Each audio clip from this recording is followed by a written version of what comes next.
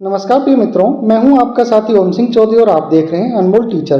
रीट 2024 का महाकुंभ स्टार्ट हो चुका है। आज के वीडियो में हम बात करेंगे पहली पारी के प्रश्नोत्तरों के बारे में। ये सभी प्रश्नोत्तर विद्यार्थियों से हुई बातचीत के आधार पर है, तो आइए शुरू करते हैं।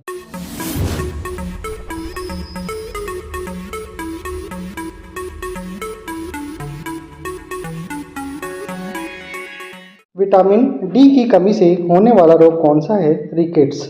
अगला प्रश्न है, चंद्रपाल ने माउंट एवरेस्ट फतेह कब की थी? 23 मई 1984। अगला प्रश्न है, राष्ट्रीय पुष्प कौन सा है? तो ये है कमल। इससे अगला प्रश्न है, सबसे गहरी बावड़ी कौन सी है? राजस्थान में ही नहीं, पूरे भारत में चांद बावड़ी जो आभानेरी में है दौसा, वो सबसे गहरी है। पांडुपोल का मेला कहाँ लगता है? ये अलवर में लगता है। और अगला जो प्रश्न था वो था, निम्न में से कौन सी राजस्थानी भाषा है? यानी कि कुछ ऑप्शन ऐसे होंगे। एक और प्रश्न है, वो भी राजस्थानी भाषा से ही संबंधित था। अगला जो प्रश्न था ये व्यक्तित्व से संबंधित था। अगला प्रश्न मूल्यांकन और मापन से था। और इससे अगला प्रश्न था, बहुबुद्धि सिद्धांत के प्रवर्तक कौन है? तो इसके प्रवर्तक थे गार्डनर। इससे अगला जो प्रश्न था वो सुनना, बोलना, पढ़ना और लिखना से संबंधित था। और इससे जो अगला प्रश्न था वो था, स्टीवन और साइमन के जो आकलन हैं उसके कितने चरण हैं? तो उसके 3 चरण हैं, पहचान, विकास और विश्लेषण। इससे अगला प्रश्न था कि 60 से 80 के मध्य जो अभाज्य संख्याएं हैं उनका योग क्या होगा? तो उनका योग होगा 51। इससे अगला प्रश्न था, शून्यवाद के जनक कौन हैं? तो वो होंगे नागार्जुन। इससे अगला प्रश्न है, पन्नाधाय बाल गोपाल जो योजना अभी फिलहाल चालू है वो कब लागू की गई थी? ये लागू हो गई थी 29 नवंबर 2022 को और इसका नाम बदला गया था 4 सितंबर 2024 को। इससे अगला प्रश्न था, दरबारा सिंह कहाँ के मुख्यमंत्री थे? पंजाब के, जो राजस्थान के राज्यपाल भी रह चुके हैं। इलौजी का मेला कब लगता है या कहाँ लगता है? ये इलौजी का मेला होली से एक दिन पहले लगता है और मुख्यतः ये उदयपुर में लगता है। अब आपके ऑप्शन के आधार पर आप इसमें चेंजमेंट कर सकते हैं। सर्वग्राही एंटीबॉडी, इससे संबंधित कोई एक प्रश्न था। और वस्त्र का जो पर्यायवाची हैं वो पूछे गए थे, पट, चीर, अंबर, वसन। आपके ऑप्शन में क्या था उसके आधार पर आप ठीक मान सकते हैं। वागड़ की मीरा गौरी बाई को कहा जाता है। अगला प्रश्न था, RSRTC की स्थापना कहाँ कब की गई थी? इसकी स्थापना 1 अक्टूबर 1964 को की गई थी, जिसका मुख्यालय जयपुर में है। इससे अगला प्रश्न था, अधिगम का मुख्य नियम नहीं है। अब वो नियम कौन कौन से थे ये ऑप्शन के आधार पर हल होगा। इससे अगला प्रश्न था, प्रत्यार्पण में कौन सी संधि है? तो इसका जो संधि उच्छेद होगा वो होगा प्रति प्लस अर्पण, इसमें यण संधि होगी। अगला प्रश्न देखते हैं, राज्य पुष्प से संबंधित प्रश्न था, यानी कि राज्य पुष्प कौन सा है? रोहिड़ा। अगला प्रश्न था, महाराणा सांगा की मृत्यु कब हुई थी? इनकी मृत्यु हुई थी 30 जनवरी 1528 को। चार वेद शैली से संबंधित प्रश्न आया था जो कि टोंक की है। हाड़ौती का खुजरावा कौन सा है? तो यह है भंड देवरा, बारां डिस्ट्रिक्ट में। अगला प्रश्न था, राजस्थान का हरिद्वार मातृकुंडिया रासमी चित्तौड़गढ़ में। इससे अगला प्रश्न था कि दिल्ली राजधानी कब बनी थी? 1912 में। जयपुर की स्थापना 18 नवंबर 1927 को हुई थी। और इससे जो अगला प्रश्न था वो था, कलयुग का कर्ण किसे कहा जाता है? राव लूणकरण सर को। इससे जो अगला प्रश्न था वो कैला देवी का मंदिर से संबंधित था जो करौली में है। इससे अगला प्रश्न था कि नील आर्मस्ट्रांग के बाद चांद पर किसने पैर रखा था? तो बज एल्ड्रिन जो इनके साथ गए थे।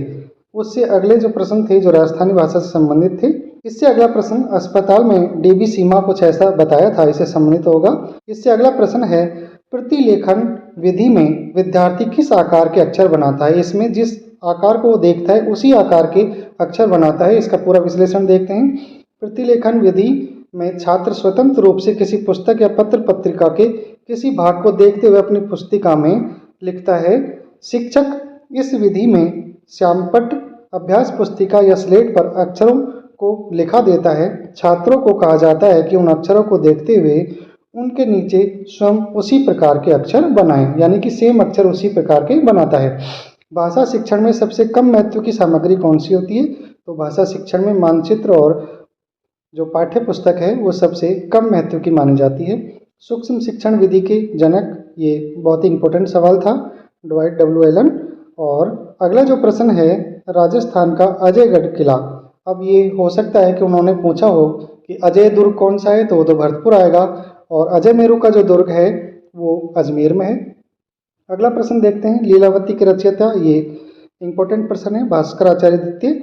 और अगला जो प्रश्न है, जूट और पटसन की जो फसल है वो कौन सी है? तो ये खरीफ की फसल है, इसकी बुआई जून जुलाई में की जाती है और कटाई सितंबर अक्टूबर में होती है। कार्तिक अमावस्या को होली का त्यौहार मनाया जाता है।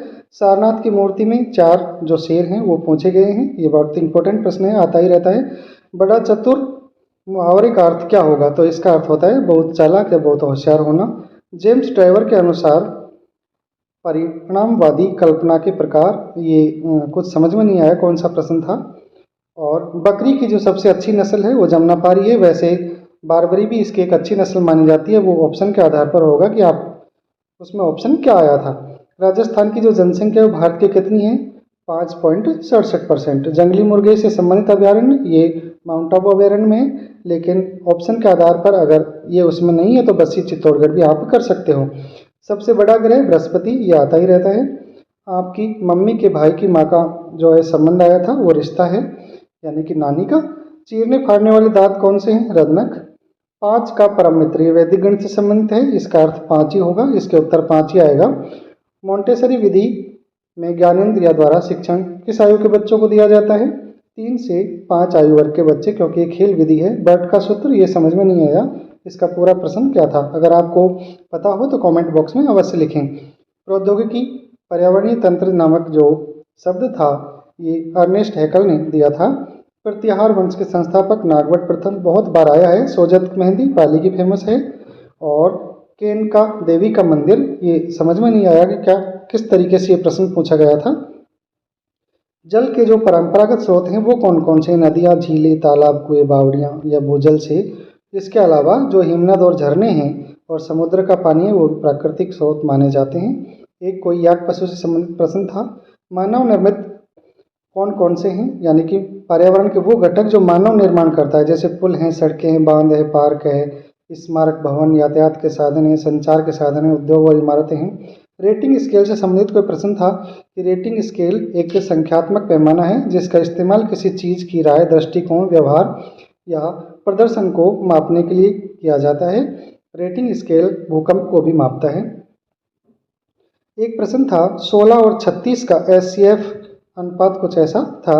एक और प्रश्न था गिलफर्ड के त्रिआयामी सिद्धांत में कौन सा सम्मिलित नहीं है? ये ऑप्शन के आधार पर होगा। एक प्रश्न जिन प्याजे के सिद्धांत से आया था। अगला जो प्रश्न था वो था सिंचाई के परंपरागत संसाधन नहीं है। आजकल जो स्प्रिंकलर और ड्रिप सिस्टम चल रहा है वो परंपरागत तरीके नहीं है, ये आधुनिक तकनीकें हैं। भारतीय शब्द में कौन सा प्रत्यय? ये हर्बर्ट की पंचपदी प्रणाली से एक प्रश्न आया था। सन्यासी के पर्यायवाची पूछे थे, वैराग्य, पीतरागी, तपस्वी, साधु, संत और त्यागी, ये इसके सन्यासी हैं के जो पर्यायवाची हैं वो हैं। आपके ऑप्शन में कौन सा आया था इसके आधार पर आप ये प्रश्न हल कर सकते हैं। बेघर का अर्थ गृहहीन, जिसे घर न हो, यानी कि जिसका कोई घर न हो, जिसका घर उजड़ गया हो, आश्रयहीन, ये सब बेघर के पर्यायवाची हैं।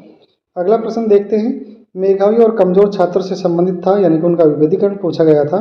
एक विकास बराबर वंशानुगत इनटू वातावरण से संबंधित कोई प्रश्न था। तो मित्रों इस प्रकार से प्रश्न अभी तक की बातचीत के आधार पर 74 प्रश्न बच्चों ने बताए हैं। अगर और कोई प्रश्न आपके दिमाग में हो तो आप कमेंट बॉक्स में अवश्य लिखें, जिससे विद्यार्थियों को इसका लाभ मिले। तो मित्रों आज की वीडियो में इतना ही, मिलता है अगले वीडियो में किसी नए टॉपिक के साथ। तब तक के लिए जय हिंद, जय भारत।